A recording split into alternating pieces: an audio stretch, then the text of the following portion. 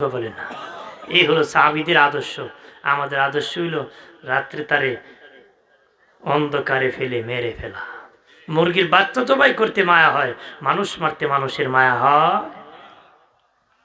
এই ছিল সাহাবীদের আদর্শ রে। আজকে আমাদের অধঃপতন কেন হলো রে? চরিত্র হারিয়ে ফেলেছি, মুসলমানি ভুলে গেছি। ওমর ফারুক রাদিয়াল্লাহু তাআলা আনহুর যুগের ঘটনা। মুসলমানের কিভাবে এগিয়ে যায় বিপদে বলার জন্য বলতেছি। মদিনার থেকে 350 মাইল দূরে এক যুবকের বাড়ি। বাবাজি মদিনার দিকে রওনা করছে। আস্তে আস্তে রাস্তার মধ্যে বাবা খুব পেরেশান হয়ে একটা খেজুর বাগানে প্রবেশ করেছে। তার ঘোড়া কি বাবা খেজুর গাছের সাথে বেঁধেছে, নিজে একটা খেজুর গাছের ডালার ছায়ার মধ্যে ঘুমিয়ে পড়েছে। সফরি জিন্দিগি, ঘোড়ার রশি তেমন ভালো না।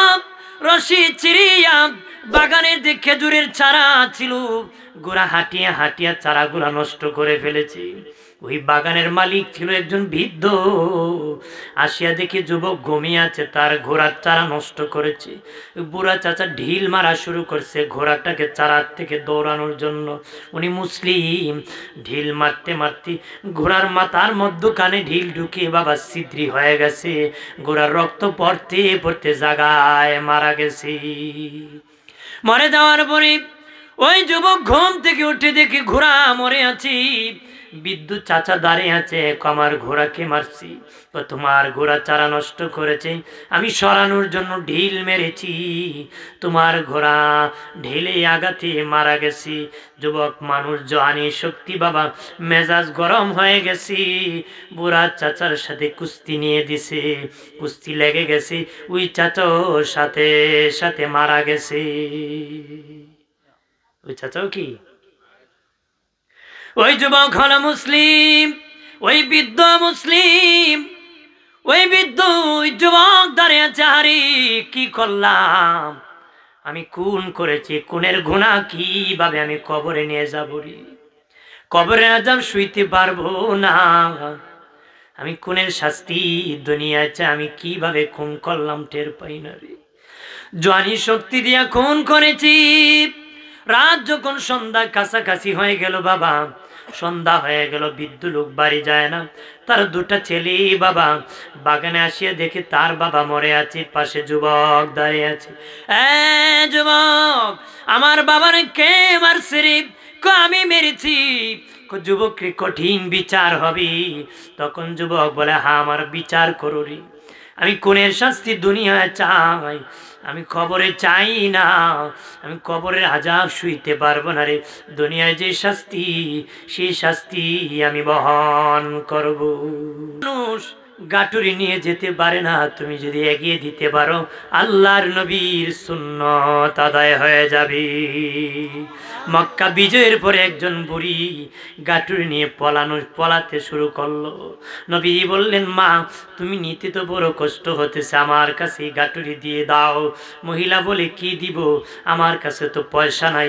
নবী কো, কোনো পয়সা লাগবে না, বিনা পয়সায় আমি সাহায্য করব। এখন এমন যুগ, কারেকে গাট্টি দিতে লয়ে পলাইব? কথা হয় না, পলাইব না, কারেকে বিশ্বাস করবো? এদের ফলাইতো না। ঢাকা গেলে কবে হেল্প করবো, হেল্প করবো, মিরপুর সিপাগুল্লিত নিয়ে ভালো করে হেল্প করবো। কথা হয় না, ভালো করে কি হেল্প করাইবো ভালো করে। জনমের শেষ। আমি নিজেও ওই সিলেটে আমার আপার বাসা ছিল, দুলাভাই চাকরি করতো। তে আর ছোটো থাকতে মনে করেন 8-9-এ পড়ে গেছি। তো এক রিক্সা উঠছি, হুমায়ুন চত্বর আসবো, বিরতিতে বারে আসবো, বাসে আসবো। তো এক রিক্সাওয়ালা একটু পরি থামছে, কাগজের ভিতরে এটা উঠাইছে, একটা চিঠিও আছে। আমার কাছে, হুজুর এটার একটা স্বর্ণের চাকা পাওয়া গেছে। কি পাওয়া গেছে? স্বর্ণের চাকা। লেখছে সৌদি আরব থেকে পাঠাইছে। হুজুর মনে কেউ ফালাই গেছে। আমি তো, তোমার কপাল ভালা। আমি হুজুর মানুষ এগুলো বুঝি না, আমি কি এমনি এমনি চলি নাকি মগা? আমি বললাম, তোমার কপাল ভালা, কিনে রিক্সা কিনে লো কয়েকটা, একটু গিয়ে হুজুর আমি কই বিক্রি করবো, আপনি যদি কিনে নিতেন। আমি কই, আমার দরকার নাই ভাই, তোমারই দরকার, তুমি সর। বুঝছে? সে একটু থামছে।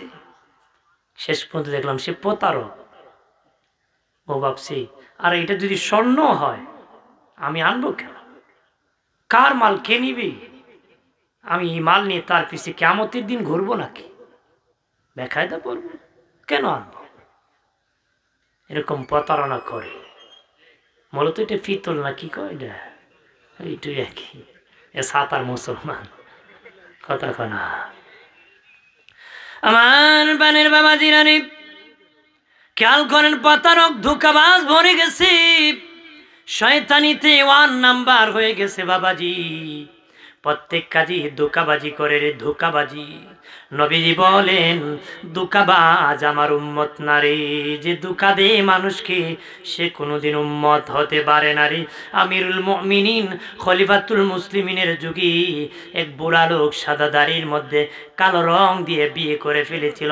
1 মাস পরে যখন তার দাড়ি সাদা হয়ে গেছে, ওই মেয়ের বাবা আমিরুল মুমিনের কাছে বিচার দায়ের করছে, ওগো আমিরুল মুমিনিন, বুড়া লোক সাদা দাড়ির মধ্যে কালো রং দিয়ে আমার জোয়ান মেয়ে বিয়ে করছে, আমি বিচার চাই।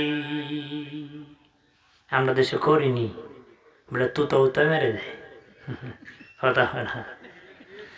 আমিরুল মুমিনিন খলিফাতুল মুসলিমিন ডাকলেন, এই সত্যই কি তুমি সাদা দাড়িতে কালো রং দিয়ে বিয়ে করেছো? হ্যাঁ আমিরুল মুমিনিন আমি বিয়ে করেছি।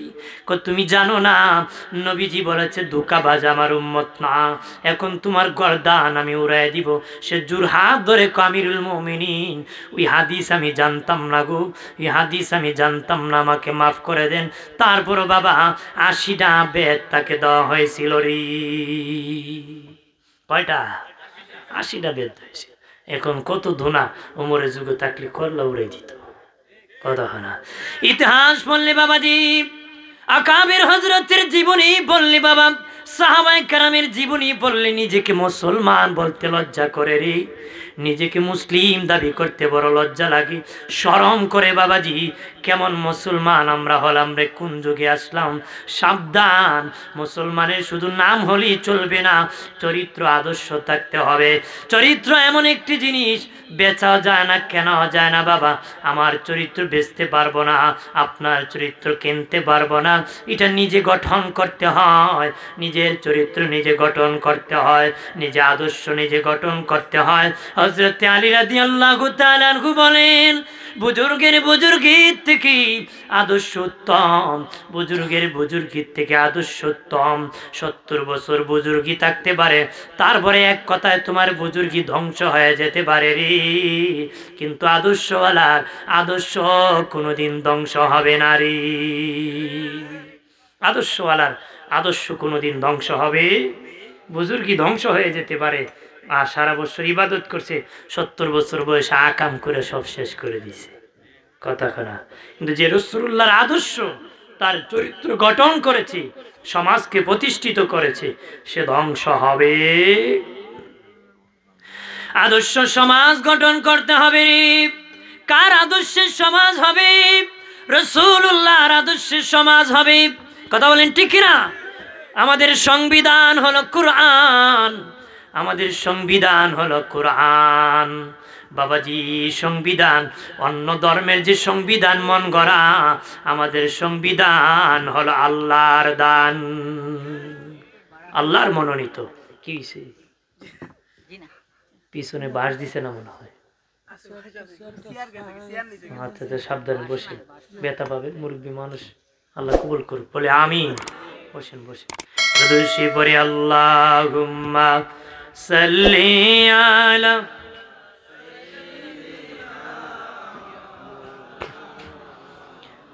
ওয়ালা আলি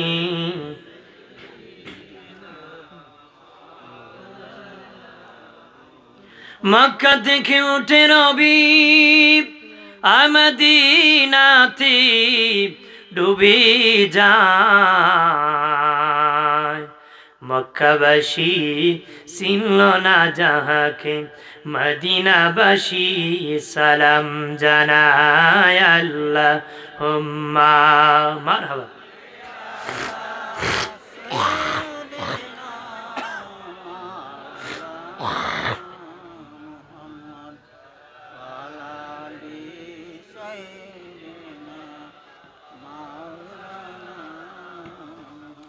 আমার বানের বাবাজিরা রে, ও বাবাজি, সাহাবীদের আদর্শ গ্রহণ করো রে। সমাজ শত্রু দিয়া বাবা কাউকে নরম করবেন না বাবাজি, কাউকে চাপায়া দিবেন না। আপনারা সকলেই জানেন হযরত আলী রাদিয়াল্লাহু তাআলা আনহু, হযরত মুআবিয়া রাদিয়াল্লাহু তাআলা আনহু যুদ্ধ বেজেছিল, ঝগড়া বেজেছিল রে। রোম দেশের খ্রিস্টান বাদশা মুআবিয়া রাদিয়াল্লাহু তাআলা আনহুর কাছে চিঠি লিখেছিল, ও মুআবিয়া, আমি শুনেছি আলীর তোমার বিপক্ষে যুদ্ধ চলতেছে, তুমি যদি অনুমতি দাও আলীর বিপক্ষে তোমার পক্ষে আমি সৈন্য পাঠাবো, অস্ত্র পাঠাবো। হযরত মুআবিয়া রাদিয়াল্লাহু তাআলা আনহু চিঠির উত্তরে লিখেছিলেন, তুমি খ্রিস্টান, আমরা মুসলমান ঝগড়া করতেছি, তুমি সেটার মধ্যে নাক গলায় না। তুমি যদি আলীর বিপক্ষে অস্ত্র পাঠাও, আমি মুআবিয়া সর্বপ্রথম আলীর পক্ষে তোমার বিপক্ষে অস্ত্র ধরব রে। আল্লাহু আকবার বলেন না। এই হলো সাহাবীদের আদর্শ। আমাদের আদর্শ হইল রাত্রে তারে অন্ধকারে ফেলে মেরে ফেলা। মুরগির বাচ্চা জবাই করতে মায়া হয়, মানুষ মারতে মানুষের মায়া হয়।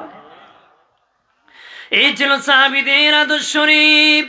আজকে আমাদের অধঃপতন কেন হলো রে?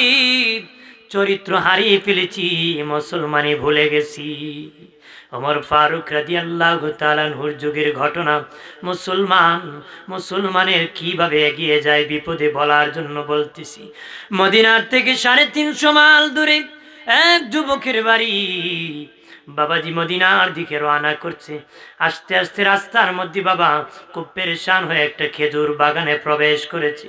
তার ঘোড়া কি বাবা খেজুর গাছের সাথে বেঁধেছে, নিজে একটা খেজুর গাছের ডালার ছায়ার মধ্যে ঘুমিয়ে পড়েছে।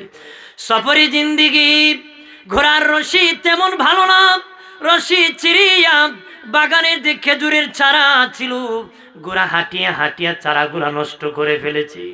ওই বাগানের মালিক ছিল একজন বৃদ্ধ। আসিয়া দেখি যুবক ঘুমিয়ে আছে, তার ঘোড়ার চারা নষ্ট করেছে। বুড়া চাচা ঢিল মারা শুরু করছে ঘোড়াটাকে চারার থেকে দৌড়ানোর জন্য। উনি মুসলিম। ঢিল মারতে মারতে ঘোড়ার মাথার মধ্যখানে ঢিল ঢুকিয়ে বাবা ছিদ্রি হয়ে গেছে। ঘোড়ার রক্ত পড়তে পড়তে জাগায় মারা গেছে। মরে যাওয়ার পরে ওই যুবক ঘুম থেকে উঠে দেখে ঘোড়া মরে আছে।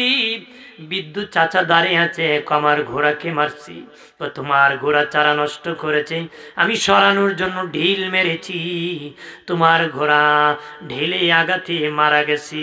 যুবক মানুষ, জওয়ানি শক্তি বাবা, মেজাজ গরম হয়ে গেছি।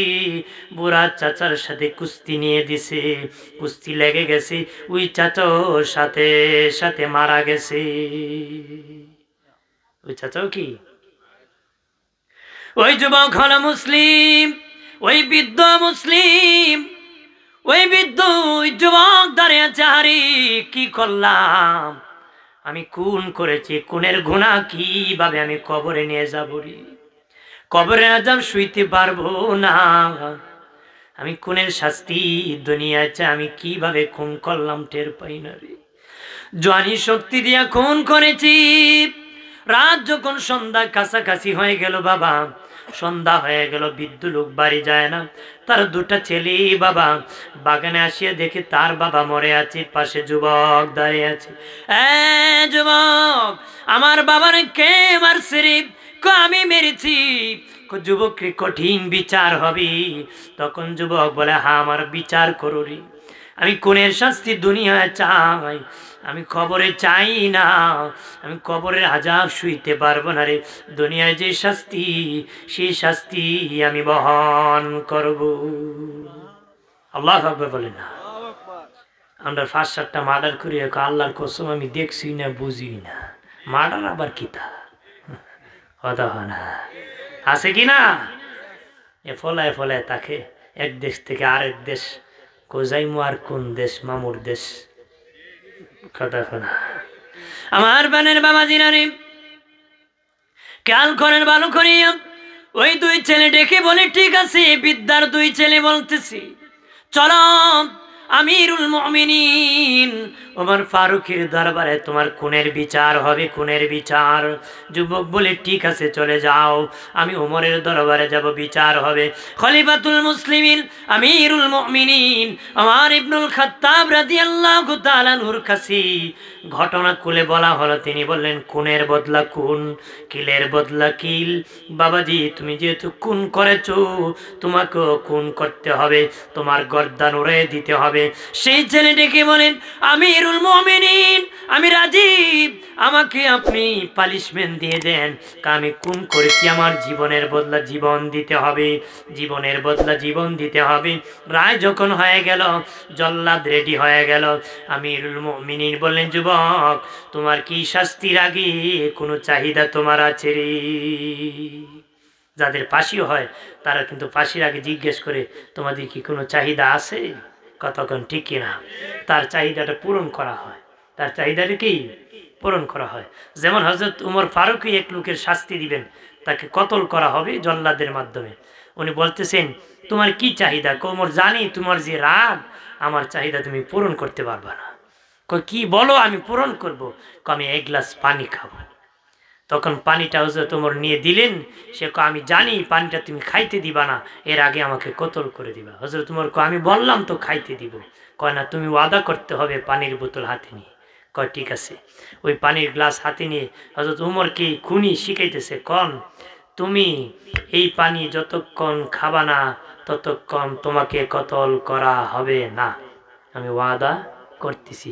কোনি এমনি গ্লাসটা নিয়ে পানি উল্টায় ফেলাই দিছে, পানিটা কি উপুত করে ফেলে দিছে।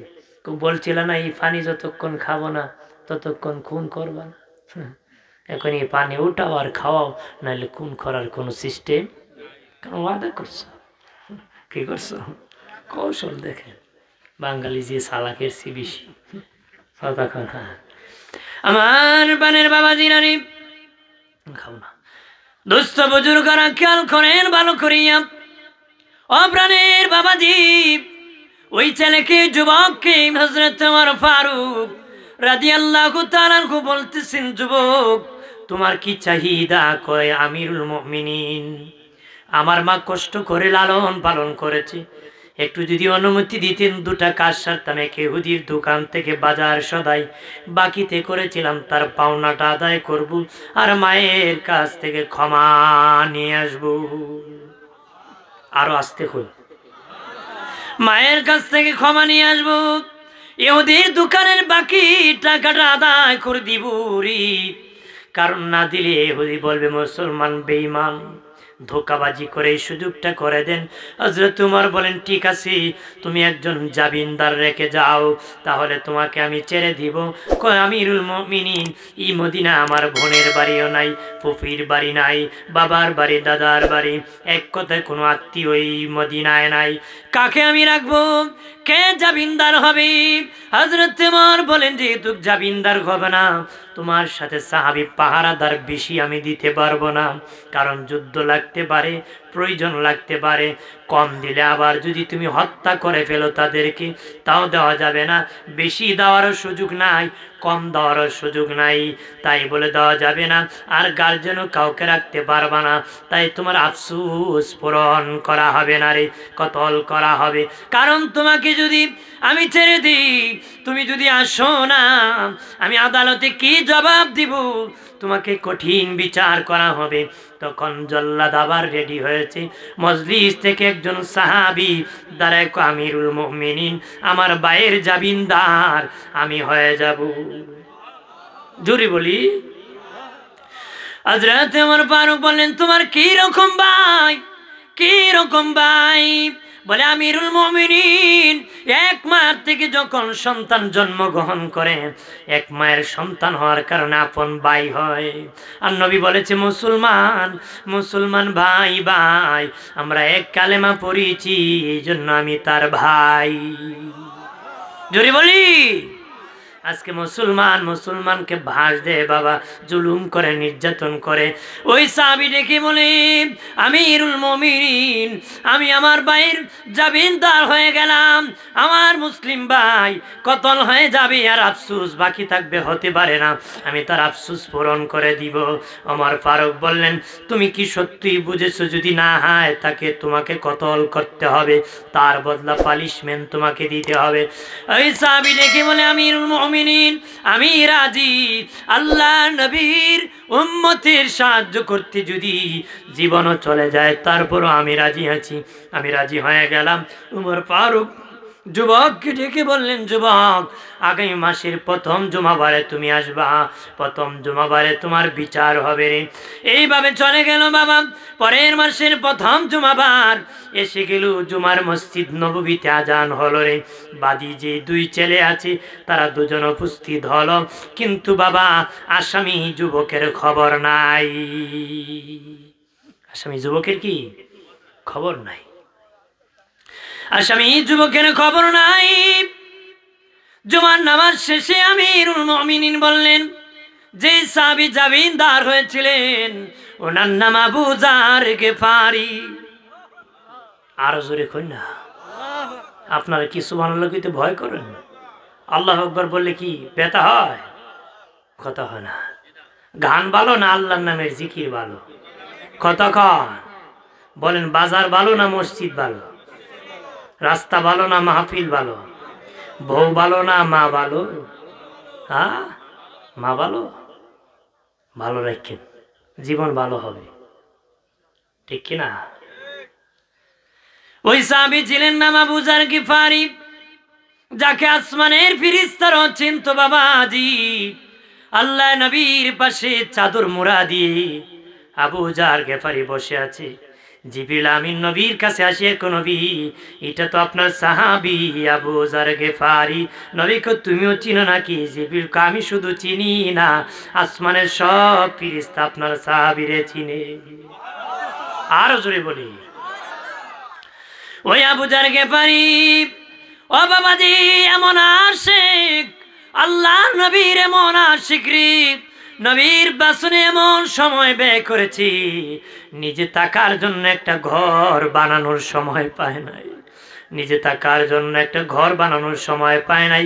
বাবাজি নবীর কাছে আসে, মায়ার নবী জমজম পানি সম্পর্কে জানতে চাই, খুব সম্পর্কে। নবী কয়, কেন রে আবু যার? নবীজি 3 মাস হয়েছে কালেমা পড়ে আমি মুসলিম হয়ে গিয়েছি, আমার বাড়িতে যাই নাই, মা বাবা বেঈমান, পকেটে টাকা ছিল না, গুস্ত রুটি কিনে খেতে পারি নাই, 3 মাস ধরে জমজমের পানি খেয়ে আসি, আমার দেহ হালাক হয় নাই। নবী বলেন, হ্যাঁ বাবা আবু যার, 3 মাস নয়, আর অনেক দিন যদি খাও হালাক হবে না।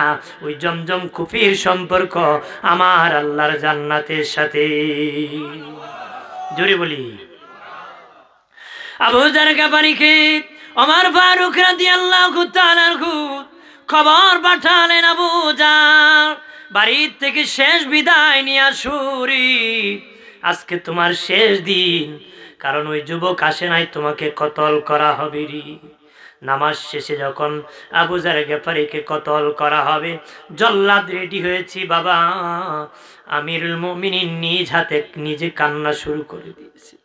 আহারে, জীবনে অনেক খুনির বিচার করেছি, আজকে একজন পবিত্র মানুষের বিচার করতেছি।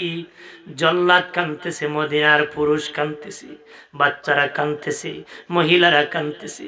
একটা নির্দোষ লোককে আজকে কতল করা হবে, জামিনদার হয়েছে বলে। কারণ ওই লোক তো আসতেছে না। হঠাৎ করে একজন আসিয়া আমিরুল মুমিনিন বিচার বন্ধ করেন। মরুভূমিতে ধুলা উঠতেছে, মনে হয় যুবক চলে আসতেছে। কিছুক্ষণ অপেক্ষা করার পরে ওই যুবক হাজির, আসিয়া বলে, আমিরুল মুমিনিন, রাস্তায় ডিস্টার্ব হয়েছিল, আমি আসতে দেরি হয়ে গেছে গো, আমাকে ক্ষমা করেন, আমার ভাই আবু যারকে নামায় দেন, আমাকে কতল করে দেন। আমাকে কতল করে দেন, আমার ভাই আবু জারকে নামায়া দেন। হযরত ওমর ওই যুবককে ধরিও কান্না ভেঙে পড়েছে, বলে আগে এক জান্নাতীকে কতল করতে চেয়েছিলাম রে, এখন আরেক জান্নাতীকে কতল করা হবে। ও যুবক, 350 মাইল দূর থেকে তুই এসেছ, জানোস রে তোরে কতল করা হবে, তারপরও তুই বাড়ি আটকা পড়স নাই, বাড়ি আটকা পড়স নাই।